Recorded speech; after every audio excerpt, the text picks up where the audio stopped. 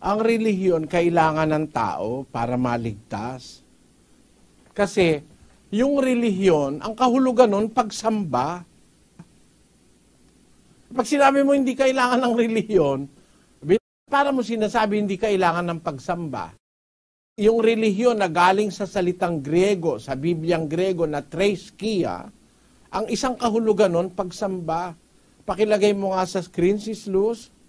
Ito po, threskia, from a derivative of G2357, ceremonial observance, religion, worshiping. Ayan.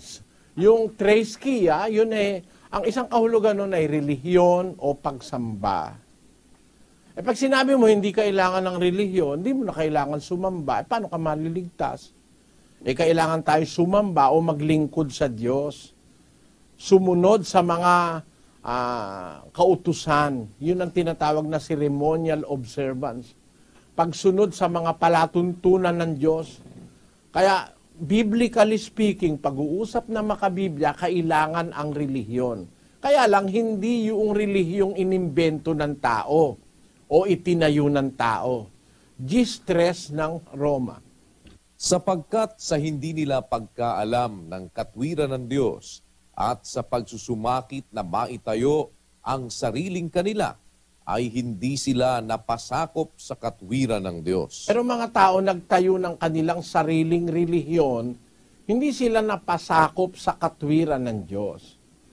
Kaya kung kailangan ng relihiyon, yung relihiyong ang Diyos ang nagtayo, ang Diyos ang nagturo. Pero yung itinayo ng tao, hindi yun ang kailangan. Kaya ginagawa nila, dinadaan nila sa filosofya, siguro wala silang tiwala sa relihiyon, mismo silang gumawa. Pero pag ang relihiyon, yung kaparaanan nun ay galing sa Diyos, hindi mo pwedeng sabihin hindi kailangan yon. Kailangan yon sa kaligtasan. Ngayon, yung tanong na yun na kailangan ba ang relihiyon? Kailangan yon. Kailangan nating makipag-ugnay sa Diyos. Ang kahulugan kasing isa ng relihiyon ay relihiyon. Muling pag-uugnay. Kaya nga relihiyon. Sa Latin ay religio. Religio. Muling pag-uugnay. Muling pagtatali. Ang tao kasi nahiwalay sa Diyos dahil sa kasalanan. Sinasabi yan sa 5:25 ng Jeremias. Ang inyong mga kasamaan ang nangaghiwalay ng mga bagay na ito at ang inyong mga kasalanan ang nagsipigil sa inyo ng kabutihan. Ang kasalanan ng tao ang naghiwalay sa atin sa Diyos. Kaya kung nahiwalay ang tao sa Diyos, kailangan siyang mabalik uli, magkaroon ng relihiyon.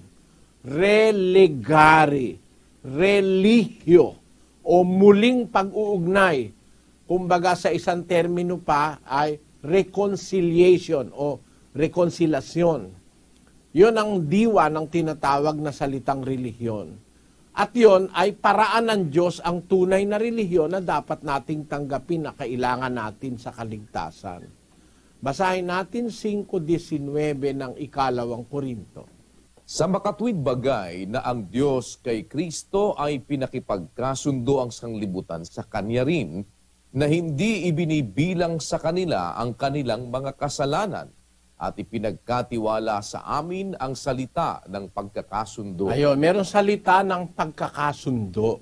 Merong word of reconciliation. Basahin mo sa English, kapatid na Daniel. To wit, that God was in Christ reconciling the world unto himself, not imputing their trespasses unto them, and hath committed unto us the word of reconciliation. Has committed unto us the word of reconciliation. Ang salita ng pagkakasundo. Para makasundo uli ng Diyos ang tao na nahiwalay dahil sa kasalanan, kailangan yung word of reconciliation, and that constitute the true religion in the Bible. Yun ang bumubuo ng tamang relihiyon sa Biblia. Yung salita ng pagkakasundo na ipinagtiwala ng Diyos sa mga alagad, sa mga apostol. Yun ang ating mababasang aral sa Biblia na magtatali uli sa atin sa Diyos.